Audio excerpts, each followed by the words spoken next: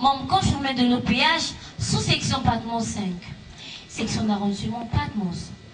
Nous sommes arrivés à l'heure de notre émission qui sera présentée en deux parties. Dans la première partie, je reçois les jeunes prédicatrices de l'association Le Solo Amour OPH avec qui nous allons parler de la divinité de Guy-Émile Foix-Séthiouabo. La deuxième partie sera consacrée à une tribune débat sur l'origine de l'homme, l'existence de Dieu et la divinité de Guy-Émile Foix-Séthiouabo. Comme je venais de vous l'annoncer tout à l'heure, je viens donc de recevoir les jeunes prédicatrices. Il s'agit de Chitemon Naëlan, membre confirmé de l'OPH. Gonga Domi, membre confirmé de l'OPH.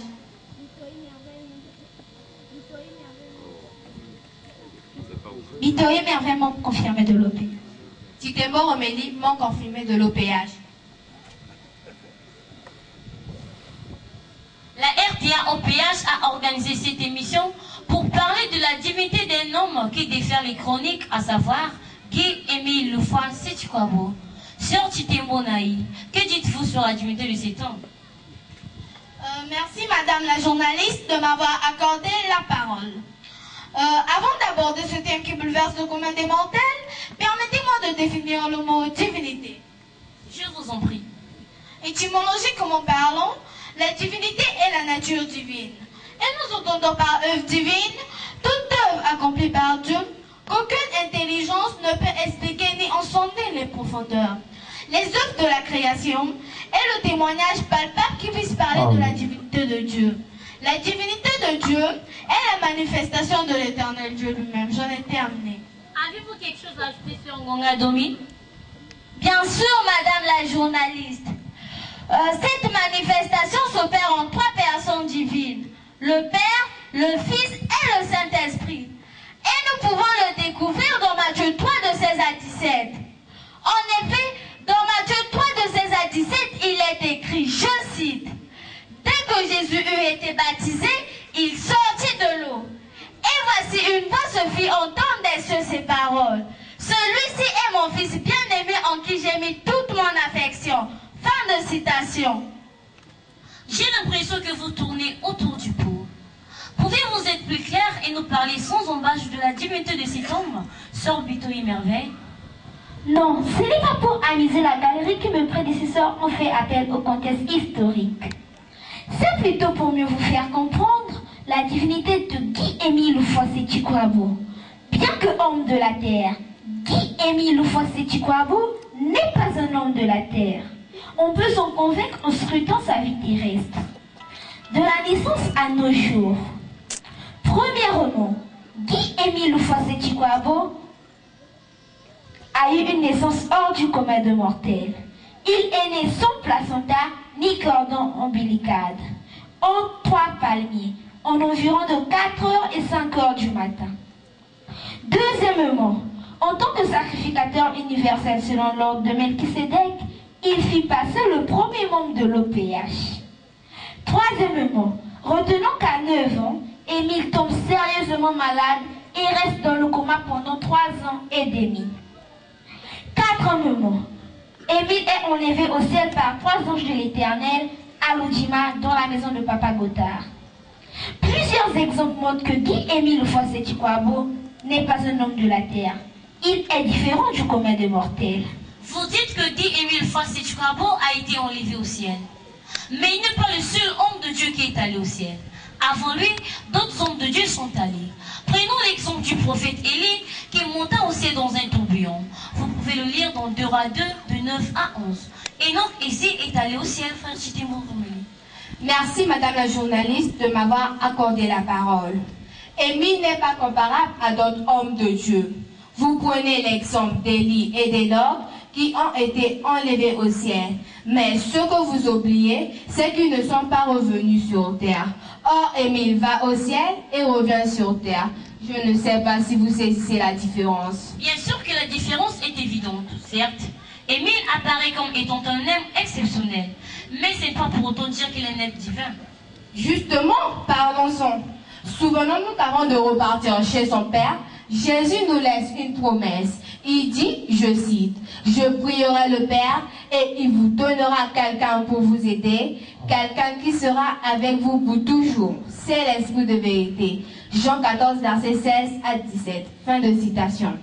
Ce quelqu'un appelé Esprit de vérité, en fonction de mission divine, est digne de révéler le secret divin contenu dans le livre divin, comme il est écrit dans Apocalypse 5, versets 7 à 9. Avez-vous quelque chose à ajouter sur Chitembo Naï? Bien sûr, madame la journaliste. Pour compléter la sœur Chitembo Romélie, je dirais que cet homme a pour mission majeure de réaliser le décès de l'Éternel. Ésaïe 46, de versets 10 à 11. N'oublions pas que le décès final de Dieu, c'est de donner la vie éternelle à toutes les âmes. Cet homme appelé Esprit de vérité devrait avoir comme pour première mission de vaincre le dernier ennemi qui est la mort. Car quand la mort disparaît, c'est la vie éternelle qui s'installe. Le dernier ennemi qui sera détruit, c'est la mort. 1 Corinthiens 15, verset 26. Avez-vous quelque chose à ajouter sur Ngongadomi? Bien sûr, madame la journaliste.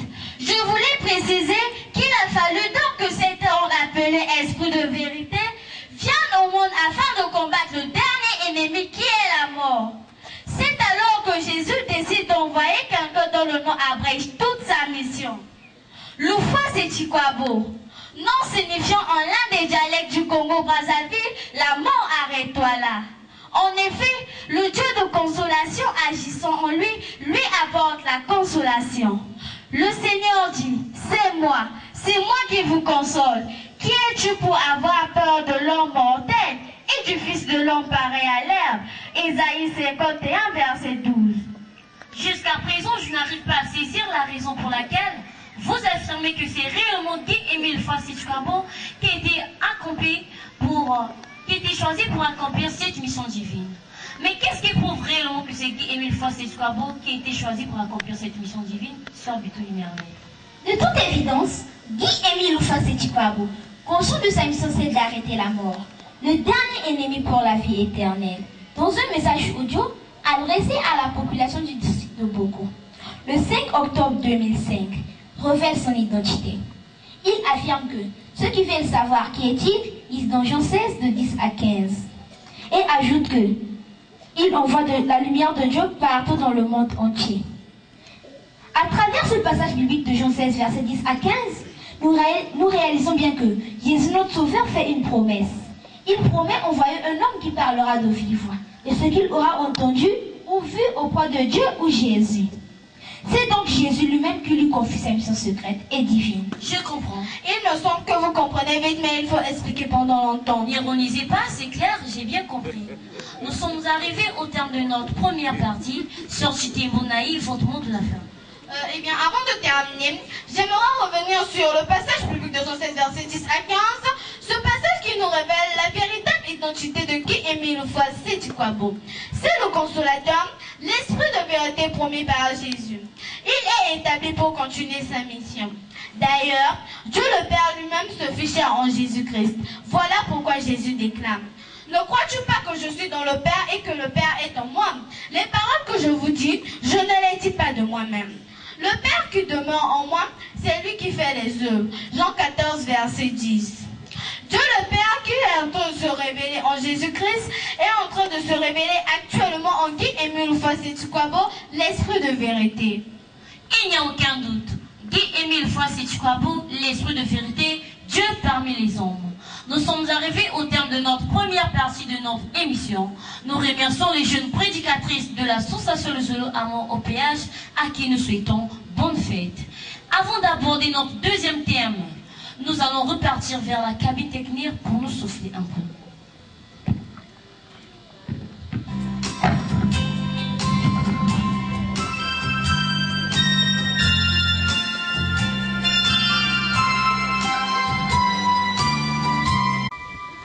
Auditeurs et auditrices de la RTA OPH, la radio de la 4e génération.